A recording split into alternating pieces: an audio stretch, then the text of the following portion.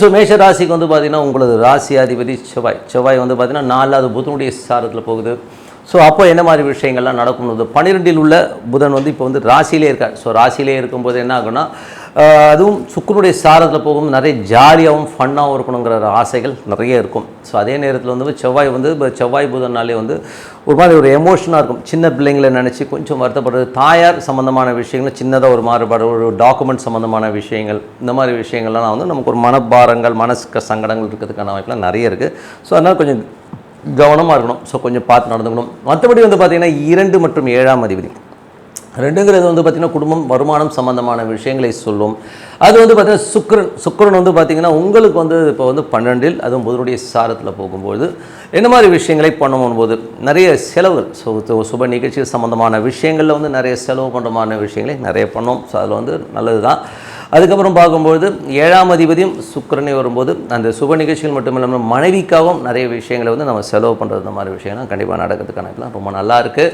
அதுக்கப்புறம் 3ஆம் அதிபதிங்கிறது உங்களுக்கு முயற்சி ஸ்தானம், முயற்சி, இளைய சகோதரம், டாக்குமெண்டேஷன், இந்த மாதிரி விஷயங்கள். ஸோ இதில் வந்து பார்த்திங்கன்னா புதன் வந்து சுக்கிரனுடைய சாரத்தில் போகும்போது சுப நிகழ்ச்சிகள் சார்ந்த விஷயங்களோ, ஸோ புதிய ப்ரொப்போசல் ஏதாச்சும் பண்ணுற மாதிரி விஷயங்கள், அக்ரிமெண்ட்டு, டாக்குமெண்டேஷன், இந்த மாதிரி விஷயங்கள்லாம் நான் வந்து கையெழுத்தாகிறதுக்கான வாய்ப்புலாம் இருக்குது. ஸோ அதனால் வந்து ஒரு அக்ரிமெண்ட் சைன் ஆகிறதுக்கான வாய்ப்புகள் இதெல்லாமே இருக்கும். உங்களுக்கு முயற்சிகள் பெரிய வெற்றிகள் கிடைக்கிறதுக்கான வாய்ப்பு ரொம்ப நல்லா இருக்குது.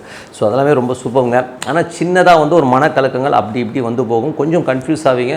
பட் அதெல்லாமே சரியாயிடும். ஸோ அது ஒரு பெரிய ப்ளஸ் தான். அதுக்கப்புறம் பார்க்கும்போது உங்களுக்கு 4ஆம் அதிபதி சந்திரன் வந்து பார்த்திங்கன்னா இப்போது உங்களுக்கு வந்து 9ஆம் இடத்துல இருக்கும்போது என்ன மாதிரி விஷயங்கள்லாம் பண்ணும்போது 9ங்கிறது வந்து பார்த்திங்கன்னா உங்களுக்கு வந்து கொஞ்சம் சின்ன சின்ன விஷயங்கள் வந்து மனக்காயங்கள், மனஸ்தலனங்கள் அப்படி இப்படிலாம் இருந்தாலும் அடுத்தடுத்த விஷயங்கள் வந்து நல்ல ஒரு சிறப்பான விஷயங்கள்லாம் ரொம்ப சிறப்பாக இருக்கும். தொழில் ரீதியான விஷயங்கள்லாம் வந்து நல்ல ஒரு முன்னேற்றங்கள், நல்ல ஏற்றங்கள் வர்றதுக்கான வாய்ப்புலாம் ரொம்ப நல்லா இருக்குது.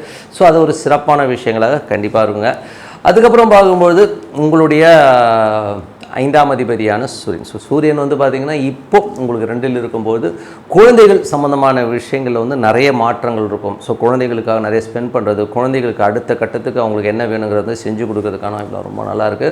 அது வந்து ரொம்ப நல்ல விஷயங்கள் தான். ஸோ அதுக்கப்புறம் பார்க்கும்போது குழந்தைகளோட முன்னேற்றம், ஸோ குழந்தைகள் வந்து அடுத்த கேட்டகரிக்கு முன்னுக்கு வரதுலாம் வந்து ரொம்ப சூப்பராக இருக்குது. கலைஞர்களுக்கு வந்து நல்ல பண வரதுக்கான வாய்ப்பு ரொம்ப நல்லாயிருக்கு. ஸோ எல்லாமே ரொம்ப நல்லாயிருக்கு. 6ஆம் அதிபதியான புதன் வந்து 12இல் இருக்கும்போது ராசியிலே இருக்கும்போது வேலை இல்லாதவர்களுக்கு வேலை கிடைக்கிறதுக்கான வாய்ப்பு இருக்குது. கொஞ்சம் பொருளாதார ரீதியில் வந்து கொஞ்சம் பணம் சம்பந்தமான விஷயங்கள்லாம் நமக்கு வந்து நல்ல காசு வர்றதுக்கான வாய்ப்பு ரொம்ப சூப்பராக இருக்குங்க.